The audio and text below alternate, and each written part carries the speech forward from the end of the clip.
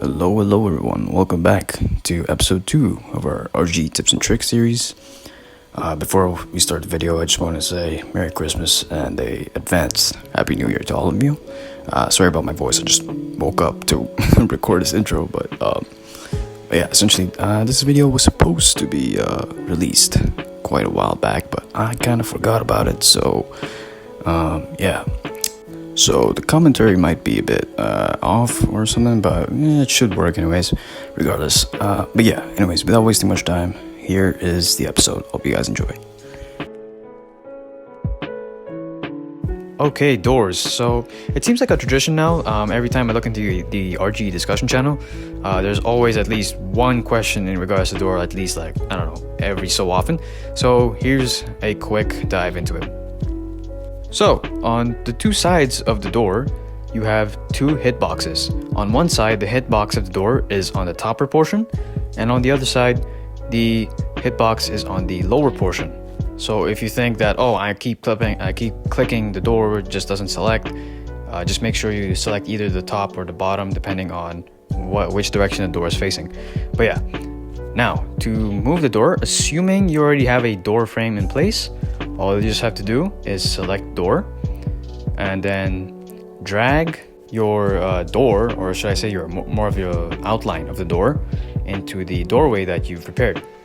And then if it's rotated in a weird angle, just try to adjust accordingly, but essentially I just have one here already placed. So I'm just going to try to align the outline with the doorway. And then once you're done with that, just hit Ctrl D and delete the original door, and there you go. If you want the door to return to its original state, all you just have to do is reload your map, and voila, good as new. Okay, so I'm sure there are some people who think that the trees aren't really bushy enough or they're too thin. Well, this is one trick that I use mostly for foliage, or just to make trees a bit more bushy. So here I'm taking just a basic tree. This is tree 3. And I'm essentially just gonna duplicate it and rotate it multiple times until I get this sort of round and bushy sort of tree. So it's a very good technique. And yeah, you'll notice like there's just weird, unusual additional tree branch sticking in. But yeah, it's very minor. And honestly, I think this works well in simulating more bushy trees. But yeah.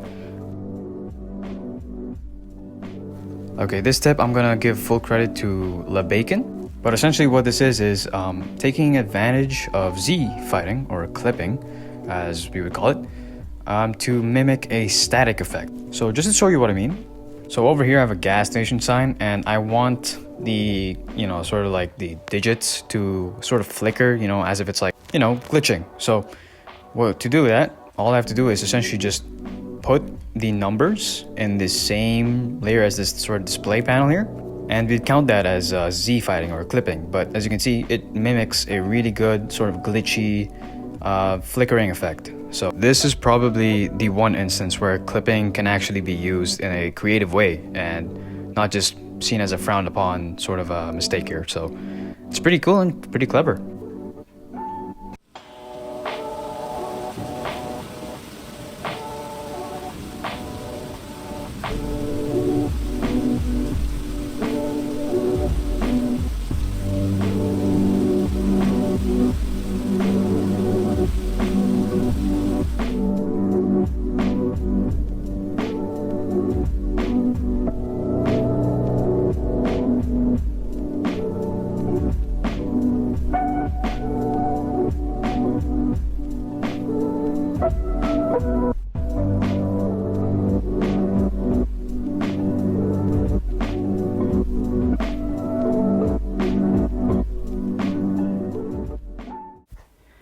Okay, so in our last video, we went over how to make hollowed out cylinders, and it turns out it was actually completely wrong.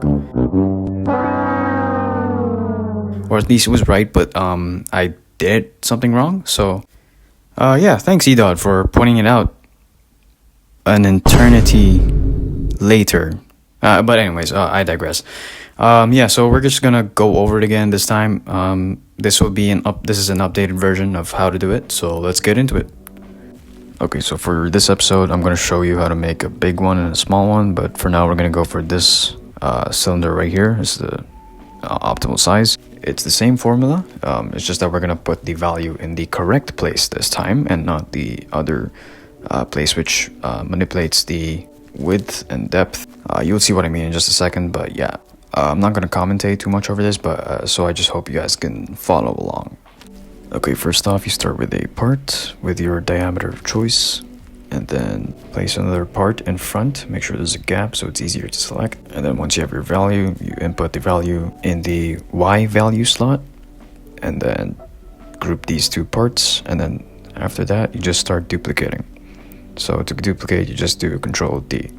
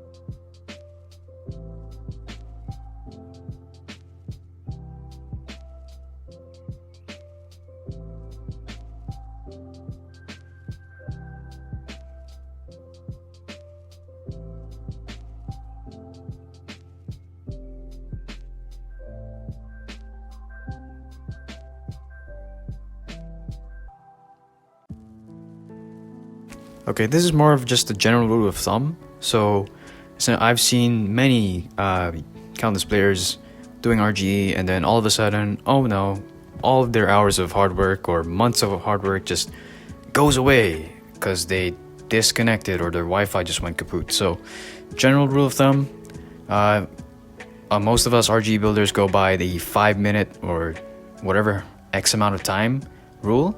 But generally it's 5 minutes. It's definitely a good rule of thumb. So basically, you just want to save every 5 minutes or so, just to avoid any sort of wasted progress here and there. So, okay, this is a cool trick that I discovered somewhere in the PL5 Discord. I think it was on the Pictures channel, but I forgot who exactly it was. So I won't be able to credit this person, whoever created this. But essentially, it's a really cool trick here. So essentially, if you have certain props that you need a sort of small cone for, and you don't want to manually make a cone out of parts, this is definitely a really good hack to use. So for example, maybe you might be making a missile or something like that, and you want to make the sort of the nose cone. You can use the lamp prop as a cone. Obviously the disadvantage is you can't really scale the prop because, well, it's a prop, and also it's a fixed color, so you can't really change that, unfortunately. And also there's the added disadvantage of the fact that you can't group them, and so it's going to be really iffy to move. So yeah, there's that too. As you can see here, it's not really perfectly aligned. You can do some fine adjustments, but yeah, it works. Pretty cool.